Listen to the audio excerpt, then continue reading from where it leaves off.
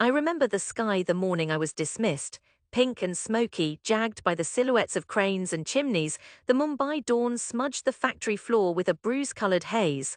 My shirt clung to my back with humidity and defeat. The shift manager's words still rang in my ears, flat, rehearsed, delivered just outside the clatter zone where men stamped metal panels into the pale light. "We're letting you go, Ammon, company's tightening." "Nothing personal." The world shrank then briefly to the squeak of my shoes on concrete as I followed him out. My coworkers watched silently, some from behind steaming cups of roadside chai, others just stilled mid-motion. They didn't pity me, they didn't say much. They'd seen enough men leave like this, clutching their lunch tins and filmy wage envelopes, looking up at the same sharp-edged skyline searching for mercy. I walked home through Lower Pell, past the rows of half-lit stalls where vendors set out onions and battered sweets for the morning rush. My mother's flat was 3 roads over, a lean stack of concrete and rusted balcony rails perched over the tracks.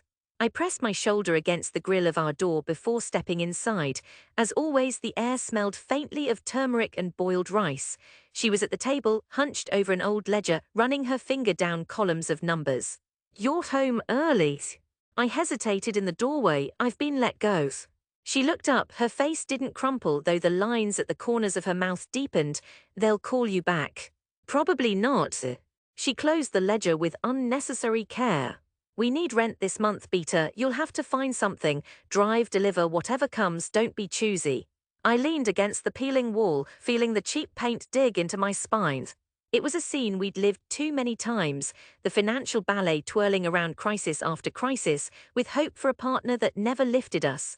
My little sister, Sana, peered at us from the doorway of her room, school bag slung over one shoulder. She watched quietly, always watchful, like I might evaporate if she looked away. The next week passed in a heavy blur. I squatted at the cybercafe near Elphinstone Road, scanning job postings. Most demanded experience I didn't have: digital marketing, accounts. None wanted a machinist with a night diploma and a battered resume. At home, my mother cooked thinner and thinner dal while my uncles and aunts called every night, offering sympathy sharp as brine. One afternoon, as rain jittered against the rails outside, I switched browsers and scanned the internet hungrily. My old dream coughed back to life. I had always been obsessed with machines that could think, or at least pretend to. During my night diploma classes at Sion, I'd snuck into programming lectures, scribbling code on the backs of scrap invoices. Artificial intelligence, so abstract and vast it barely touched Mumbai.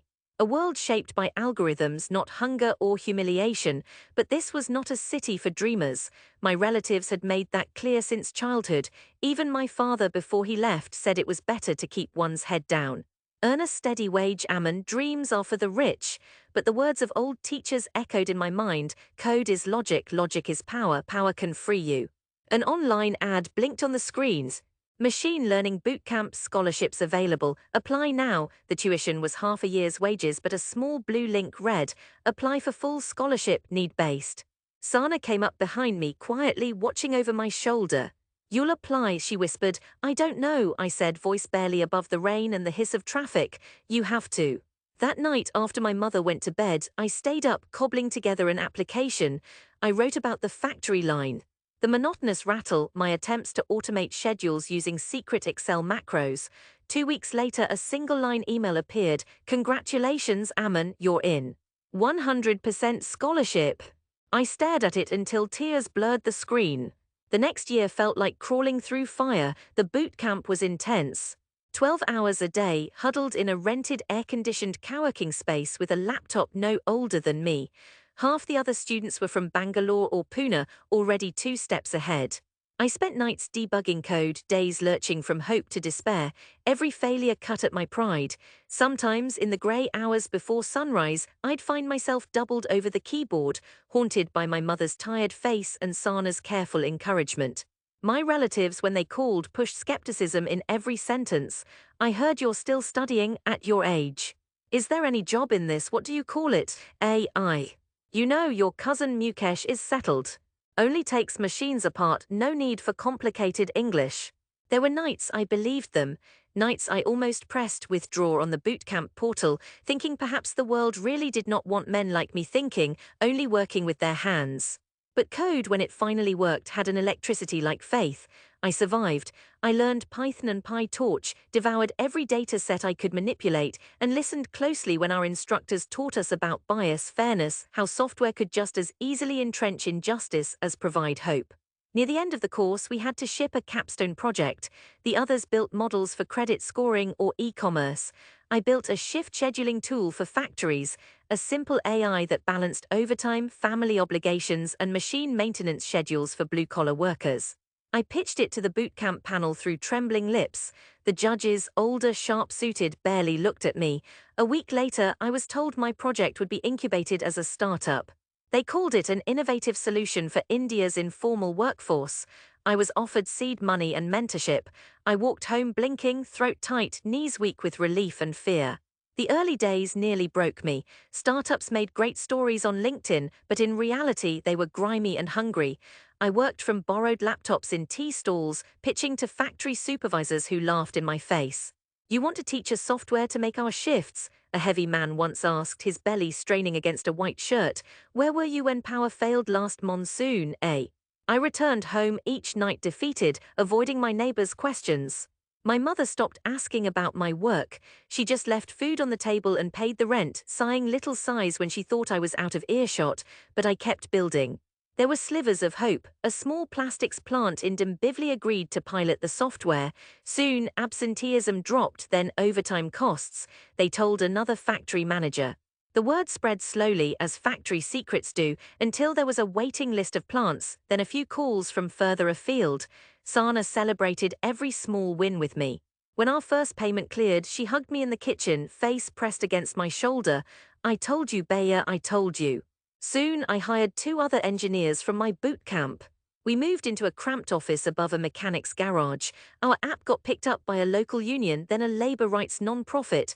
Press came Times of India, Indian Express. My photo showed up beneath headlines. "Local boy solves scheduling crisis." One evening, after a long day at a client site, I received an email with a government domain. Tata Group wanted to meet. My world transformed in quiet, terrifying increments after that. Our code, once run on borrowed scraps, handled the shifts of more than 25,000 workers within the year. I flew to Delhi, then Singapore, then Berlin, packed in second-hand blazers, stammering through boardrooms, heart tripping with fear and pride. Investors came sniffing, numbers rolling off their tongues like honey. Exit options, next rounds, scaling, they said phrases I barely understood. Yet the more I ascended, the more distant Mumbai felt. My mother still didn't brag about me to the neighbors. Our flat remained unchanged. Low ceilings, rust-stained tiles. My work stayed virtual behind a daily media blur, but I began to change. I wore tailored shirts. I had assistants who booked my cabs. Important people remembered my name. And then came the news that clinched everything. After months of pilot testing, the largest textile conglomerate in Mumbai was adopting our system citywide. "You know that factory you started in?" my co-founder grinned one afternoon over WhatsApp. "You'll be rewriting their schedules." I sat at my desk, staring out at the dusk glow over Chowpatty, breathing slow, deliberate breaths. For years, I'd imagined my return, not victorious, just home, just visible to the people who doubted me most. A week later, an invitation arrived, a factory ceremony, press coverage, an official onboarding event. I was to give a speech. I almost declined. Instead, I accepted. I booked a flight, heart pounding. It was the first time I'd been back in 5 years. Mumbai felt denser somehow, living and throbbing, more present than my memories allowed. Above the city, the clouds hovered low, their bellies fat with monsoon promise. We drove past the old neighborhoods to the factory. It all looked smaller, the entrance gate scuffed by years of friction, security guards blinking as I handed over my ID.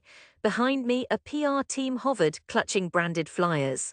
Inside, the floor was cleaned up for the press, colored banners hung from the girders. Someone had even swept the entry lane clear of scrap and cigarettes. Men gathered in small, suspicious knots, staring openly. I stepped up to the makeshift dais. Behind me, a projection screen showed the words, "AI Shift Optimization Launch." The plant manager, once my shift supervisor, came to the microphone with a formal introduction. "Please welcome Aman Sheikh, our change partner."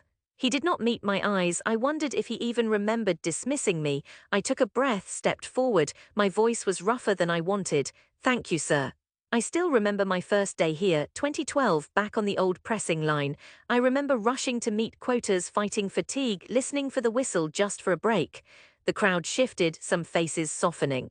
A few years ago, I left not by choice. I was one of you. I come back today because technology should serve people, not replace them. Our software will hopefully make your work fairer, your lives easier. I saw some old faces in the crowd. A few men looked at their shoes. I caught a glimpse of one of the machinists who'd once mocked me for typing like a clerk during lunch. He stared, bewildered. After the handshakes and ribbon cuttings, the manager directed everyone's attention to the install screens placed along the wall. The production data scrolled in real time, absent workers flagged automatically, shifts reallocated to minimize OT, new lunch breaks scheduled for older men. Supervisors blinked astonished at the clean printouts. Then he asked too loudly, "You made this code, all this?" I nodded, a simple affirmation that felt heavier than I expected. Even the promotion lists, the grievance forms, those are automated too. Yes, sir. A pause hung in the vast, echoing warehouse. I saw some familiar faces, uncles from my building who'd once called me mad for messing with computers. They stared at the screens, the shifting patterns, the logic organizing chaos. One of them, an old friend of my father's, cleared his throat. "Beta, and all this came from your mind only." "From my team, yes, but the idea, yes." He smiled, embarrassed, looking away. In that moment, the skepticism drained from the room. Not just skepticism, something heavier, as if an old, nail-hard certainty had broken at the core. Outside, the press gathered around, snapping photos, asking for bite-sized quotes about the new India. I stepped away to the side alley. The same loading dock I'd been dismissed from burned in the morning sun. For a moment, the weight of the years caught up to me. I realized I was trembling, not from fear but from something like release. My mother came by auto-rickshaw, late as always, sari flickering in the shadow. She entered quietly, passing the PR teams, ignoring the cameras. She stood by me, watching the factory. I looked at her, and for the first time in years I saw relief, not worry, cloud her face. "Now they know, Ammon," she whispered, almost fierce. "Now they can't say anything." My cousin Mukesh, broad and sturdy, appeared in a borrowed suit. He shook my hand, then hugged me in that awkward, desperate way men do. "You did it, bye," I used to joke, but you did it. One by one, others approached. Some offered praise lightly, others just nodded, uncomfortable. For all the years they doubted, mocked, pitied, the proof was immutable, a wall of code, line after line, changing lives right in front of them. Sana found me last. She was taller now, a college student, her smile wider and braver than when we began. "I always told you, remember, you'd come back not empty-handed, you'd come home different." I nodded, and for the first time in a long time, I believed it. That night I returned to our tiny flat. My mother set out dinner, rice soft and sweet, dal heavy with ghee. We sat together, not as people trading disappointment and hope, but simply as family. Outside, high rises burned their lights into the stars. The city's noise was muted, as if the air itself was lighter. I knew there would be more struggles, rivals, failures, the relentless churn of ambition, but I also recognized something in myself I hadn't before. A new kind of strength forged not from triumph alone, but from all those days I'd walked home at dawn, the world doubting, and kept walking anyway. Now, in the hush of our kitchen, the taste of home on my tongue, the city sounded almost like applause.